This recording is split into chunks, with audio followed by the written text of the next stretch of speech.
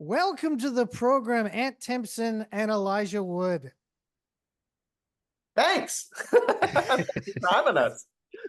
Well, thanks for coming on the show. Of course, Bookworm premiering at the Fantasia Festival.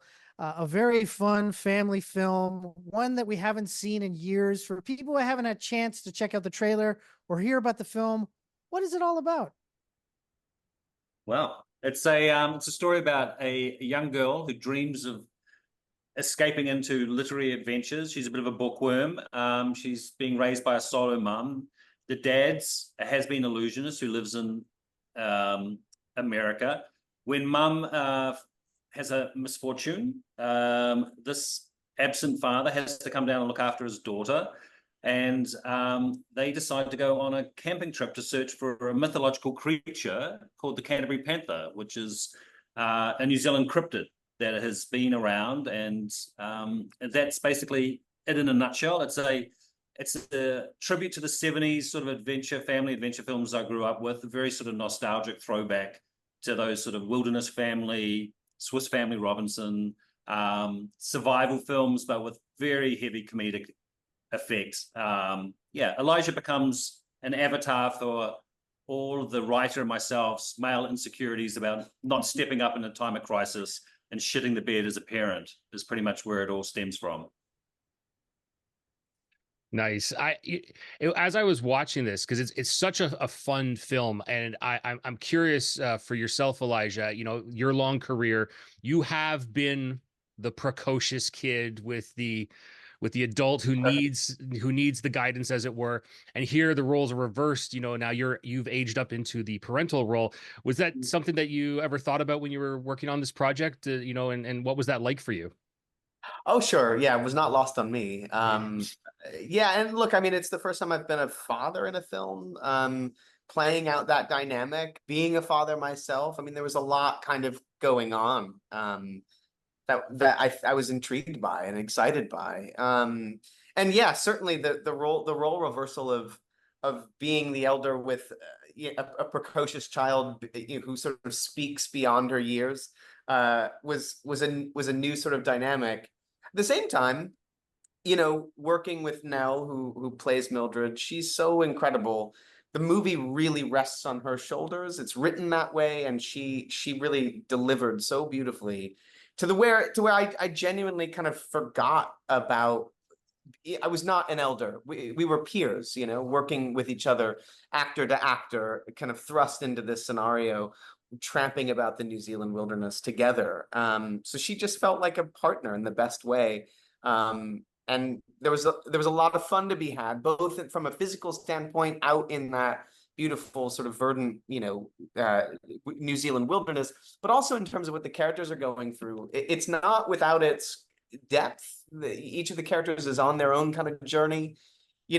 Strawn is there sort of projecting the strength and this accomplishment that he doesn't really have, trying to impress his daughter that's sort of shooting right through it. But she also has to face her own fears, her own, sense of lack of a father, her own concerns about the wilderness. Even though she's read a lot about it, it's one thing to read about it, and it's another thing entirely to face it and deal with it. And so both of them kind of come together in that regard, and just playing that out, there's a lot to work with. It was a lot of fun to play. Oh yeah, and also the fact that your character is a washed-up illusionist, which that is just a mine for comedy gold right there. Now, Yes. you yourself, when you were preparing for it, did you actually pick up some tricks of the trade? Did you do some research? Yes. So there's a magician based in Los Angeles that is, I think, the only magician on staff at the Magic Castle in Los Angeles. His name is Mike Basquiat. He's incredible. I basically met with him once a week for a month. My primary concern, because there's a sort of big magic trick at the beginning of the film, when Strawn sort of introduces himself to his daughter, and then there's a couple of little things peppered throughout. But the primary concern that I had was just card dexterity, looking like I would be believable with the deck of cards, shuffling, fanning, even just like picking a card out of a deck. doing that with a visual flair that it could sell that I knew what the hell I was doing. And so meeting with Mike once a week for a month was the kind of the comfort that I needed. And he's incredible, and just basically gave me that sort of confidence and dexterity that I was able to then take to New Zealand and just kind of keep messing around with cards, hold them in my hand, and hopefully I did it. I mean, obviously, whenever you are depicting a discipline that is not your own, you take that with a degree of responsibility to do justice to those that are genuinely skilled in that regard. So hopefully I did it all right.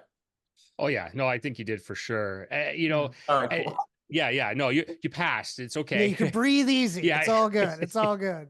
Now, Ant, this is not the first time you've worked with Elijah before. You've worked with him previously, and what I find interesting is that now this is seemingly, second film in a row that you've done where it's a relatively tiny cast. It's basically a two-hander for most of the film. Is this kind of like your calling card? You think that you really like these kind of small, cast projects, or do you want to expand it a little bit more? Yeah, I don't know if it's a calling card. It's probably just my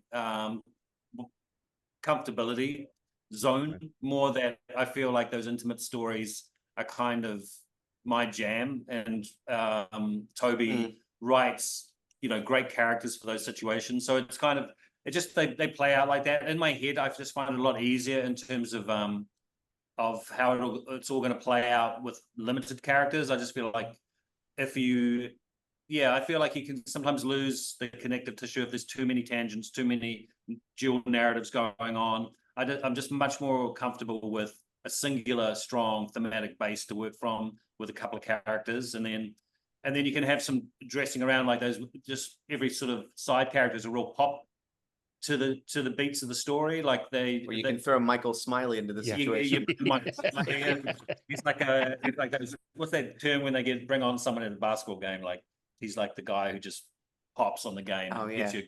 They took him off the bench. He's coming in. Yeah, he's coming off the bench hot. Yeah. So no, so they just work out like that. I think all of the things that Toby and I talk about are all kind of within that framework. So they're very, it's not to be too highbrow on you, but a lot of them stem from like our love of Pinter and those kind of very intimate character portrayals where there's a lot of sort of underlying tension in the sort of not the most obvious ways. And so we wanted to, like, in some ways, this film is like, how can you create all that underlying tension and everything within the confines of a PG family adventure comedy, and don't deal with violence in any way, but have the threat of it, or the threat of tension, and just having fun with that, like for comedic value. And just it was something that it was just felt unique in a way, like especially in today's, like making a film that's general entertainment that isn't pandering to kids, and it kind of should play to all audiences in a way. Yeah. I mean, they're obviously going to have sort of the same sort of sensibility in terms of comedy and things, but I feel like at its heart, it just it doesn't go for the low-hanging fruit too much, and it's not too esoteric to escape from general audiences. Yeah, it's just the stuff I grew up with in the 70s that I felt like were just massive hits, but they just played at a very, familiar turf for both age demographics, old and young. Yeah, no, that's definitely the one of the great things about this film is that it speaks to all audiences. Everybody can get something from it, adults, children. But also the other thing about this film is just every freaking shot is fucking beautiful. Yeah. Like, it's like, I really want to go to New Zealand now after watching this film. Well, now, there's two secret weapons. One is New Zealand. Yeah. And the other is Dan Katz. I mean, Dan shot Come to Daddy as well. And he's incredible. And you put him in that environment, and it's just no-brainer. Oh boy. Yeah. We had fun. We had a luxurious amount of pre-prod time. Yes. Just Katz and I lived down in that area, and we spent a long time going out and just inhabiting all those locations and just feeling how it could work. Not really thinking about how hard in terms of logistics it was going to be. Making it on location everywhere, and not having any rain cover or all these things that this massive beast that happens behind the scenes to make films work.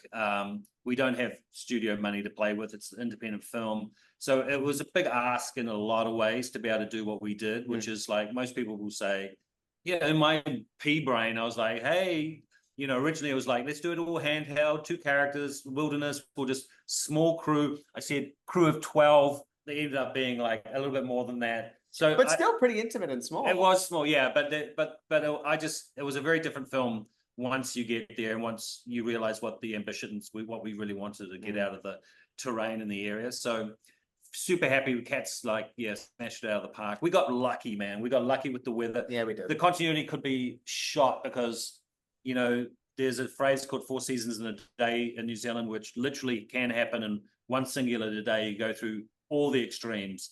And so having said that behind, like, fearing about that constantly every day was a lot of stress for everybody. Like, yeah.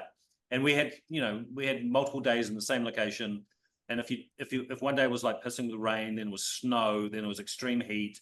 It's just, it could have been a real mess to try and piece together later on. So we got, yeah, the gods were smiling. Yeah, we were really lucky in that regard. Not that it was easy. Yeah.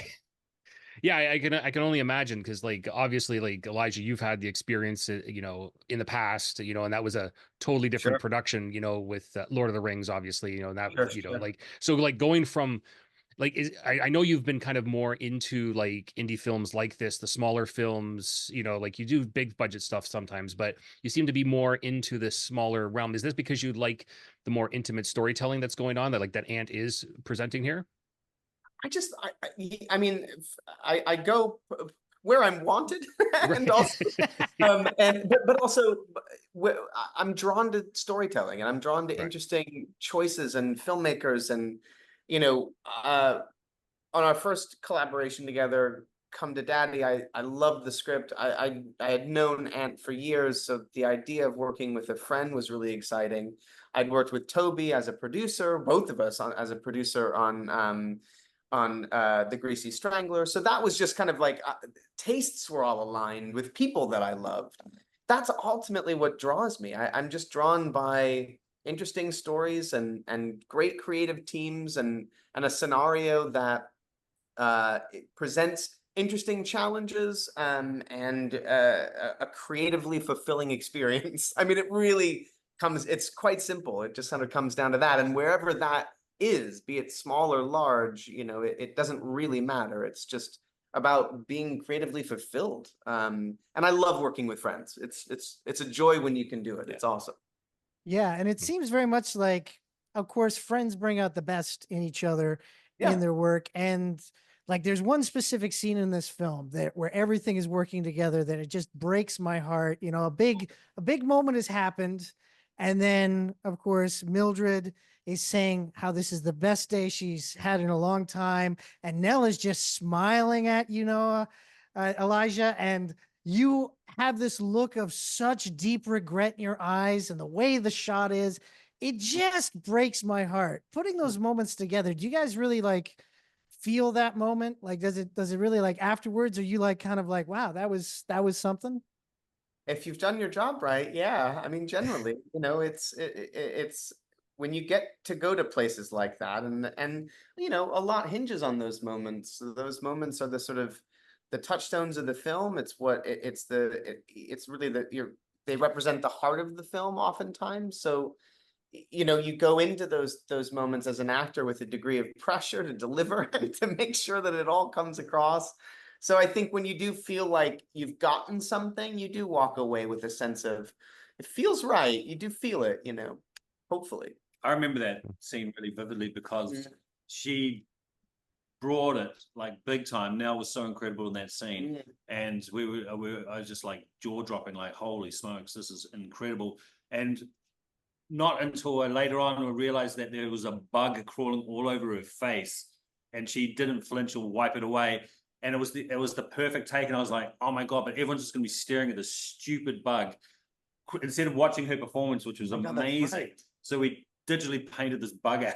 I was like, I was like, I don't care. We've got to get rid of it. It's so frustrating. Good But use of a digital tool. normally you'd want flies for realism or bugs, for realism in the wilderness. Not but if they're distracting. it was so and I was like, she was nailed it, and I just didn't want anything to take away from how special that was for her as well. Oh, that's awesome. Yeah. Yeah.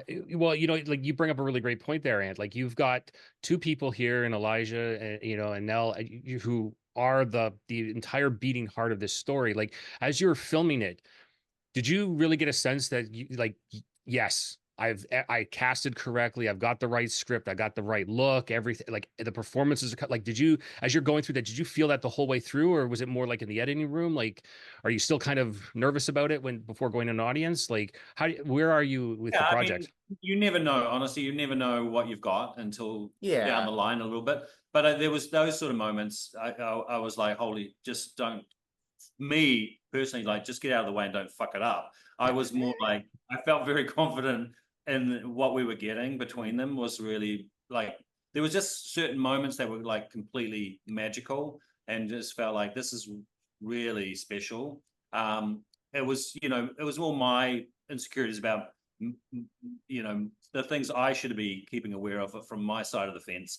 But in terms of performance, everything, these guys were just bringing it. So I was pretty stoked and curious like tonally how it was all going to end up. That's the hard thing that you don't really know until you get deep in the edit of just the tonal balance throughout. Mm-hmm. And so you have an idea, like a vision that you start with, and you just hope that it ends up matching pretty closely to that. It didn't transform. It didn't change. We just worked out ways to bring extra comedy into it as well, because in some ways this whole thing, it was like a Kelly Reichardt film. It could have been, if you strip away some of the comedic dialogue and everything. It's just two characters walking through the wilderness together. So I was a bit terrified. It's like, is that going to be entertaining enough for audiences? Is it enough? Is there enough meat there? And then so in the edit you get a lot of ways to have fun with the style of the film and to elevate certain things. And the score, I mean, all these things. Everything just comes in as layers and layers on top. But the performances had to be there. They carry the entire thing, and you could feel those moments. Yeah, those especially the raw ones. It was like, I felt like we hit it. Well, for me every day too, just looking at playback and seeing what we were getting in camera, looking at the world that we were capturing, looking at even just the wide shots with the two of us tramping. You're like, that's it. That's the movie. And we got to see that every day in a practical sense, right? So at least there was also that element that was very real. That was amazing to see come to life. Yeah, there's another 90 minutes of just walking footage. I imagine there is. I imagine there is. You can make the extended version, definitely. We would also capture stuff. There were days where we had a little extra time. We were really economical, actually. Given that it's a small budget and a limited amount of time and limited amount of hours per day with Nell, we were really economical to the point where we were able to find stuff and go and do, get into the wilderness and let's just riff and walk and see what happens. And that was awesome. That was always really exciting, that we did allow ourselves the ability to play and discover, Yeah. Now, Anne, I've heard you say that one of the inspirations for this film was the 1997 film, The Edge. Of course, Anthony Hopkins plays Charles Morse in that film, and it was originally supposed to be called Bookworm. So there's that connection.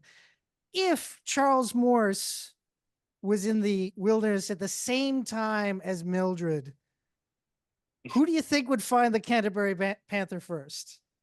What's each of your opinions? Yeah, I mean, they both know how to triangulate data and get to the heart of the matter pretty quickly. I mean, look, I think they're on even par for sure. They both got the linguistic gift of the gab.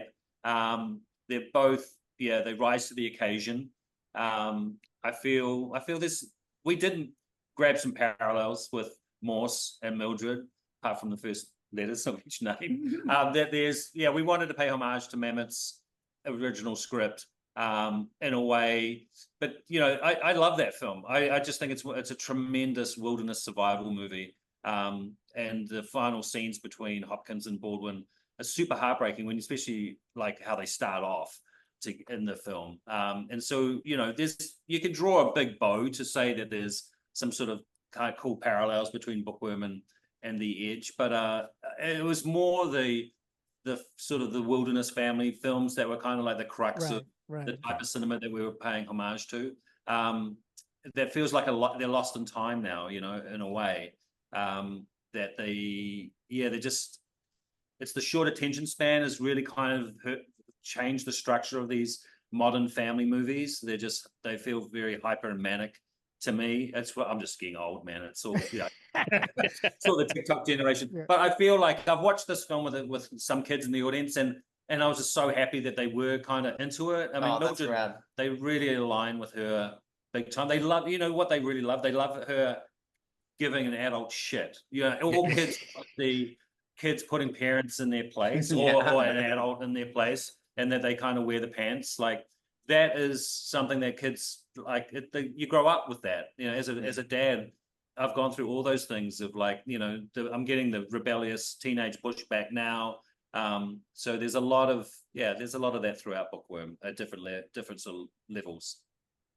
Well, guys, I want to thank you so much for talking with us today. I just want to say one quick thing to both of you.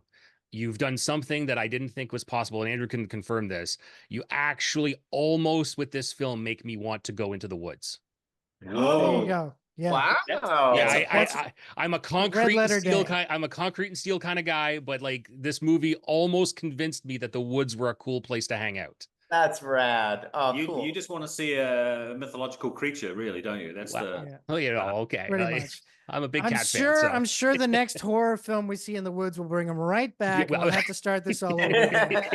Well, and Elijah, I want to thank you both for coming on here. Bookworm is an amazing film. I can't wait for more people to see it. And thank you so much for taking the time today. Thank you. Thank you both. Thanks, you. Just remember to stay hard. Geek hard. Will do. All righty. Have a good one. Thanks, guys. Stay hard. We always stay hard. Yeah. There you go. PG, gents. PG. All right. Thanks, guys. Thanks. Thanks, guys. See ya. Bye.